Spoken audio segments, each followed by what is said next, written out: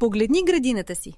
Мислиш, че правиш всичко правилно, но реколтата ти намалява с всяка година. Земята ти е болна, изтощена и буквално мъртва. Продължаваш да наливаш скъпи химикали, надявайки се на чудо? Събуди се! Ти само убиваш почвата си със собствените си ръце, превръщайки я в токсично блато. Всяка пролет едно и също. Копаеш, садиш, пръскаш, а накрая прибираш жалки, болни плодове. Защо? Защото корените на твоите растения се задушават в отрова. Ето я жестоката истина, която продавачите на торове крият от теб.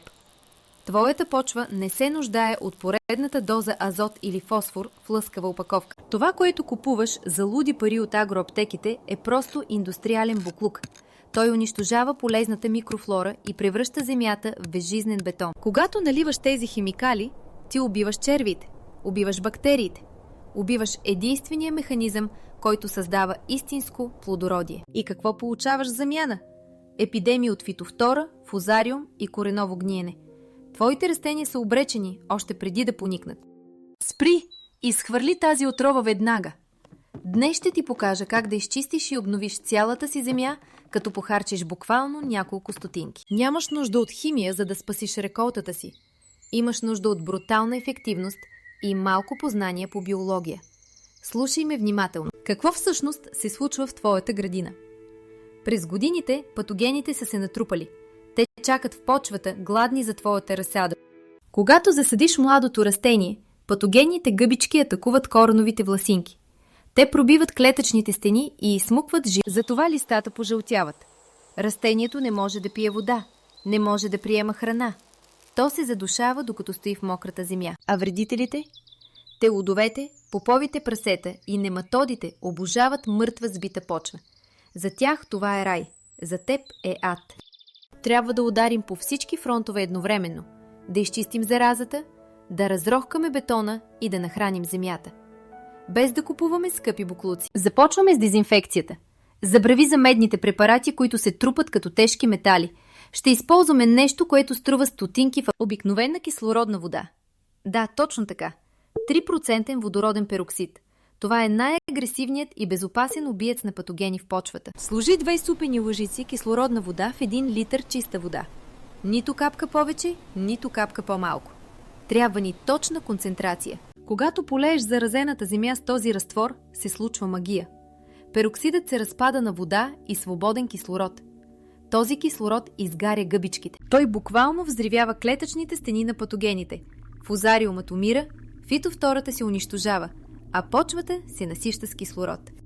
Корените на растенията, които са се задушавали, изведнъж получават глътка въздух.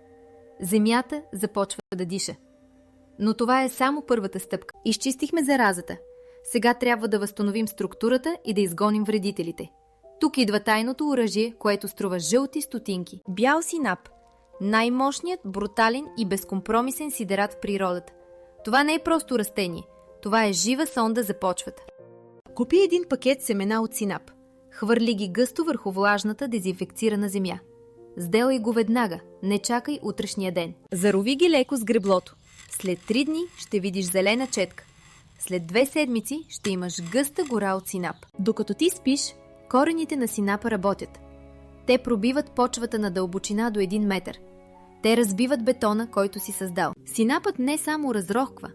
Неговите корени отделят специфични киселини, които превръщат недостъпния фосфор в храна. Ти имаш тор безплатно. Но най-бруталното му действие е срещу вредителите. Синапът съдържа етерични масла и сяра.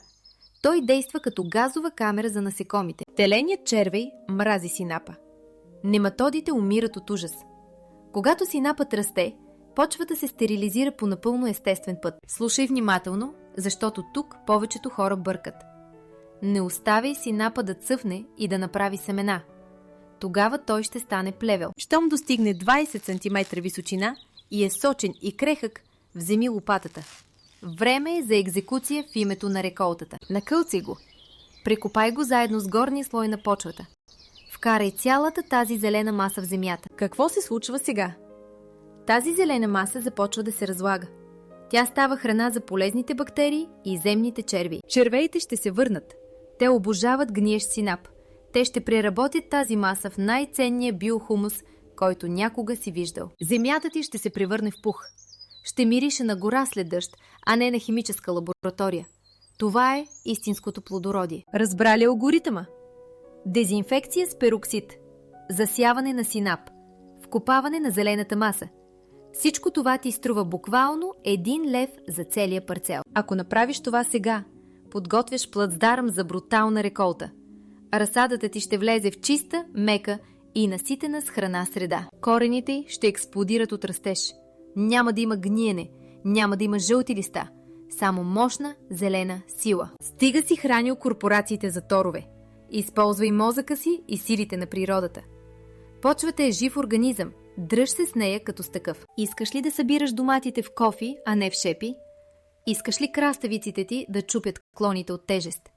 Сделай го точно така. Ако си достатъчно умен, за да приложиш този метод, градината ти ще се отблагодари. Съседите ти ще гледат през оградата и ще завиждат. Не бъди мързелив. Спаси земята си днес. Абонирай се за канала, ако искаш още брутални истини за градината, които другите крият.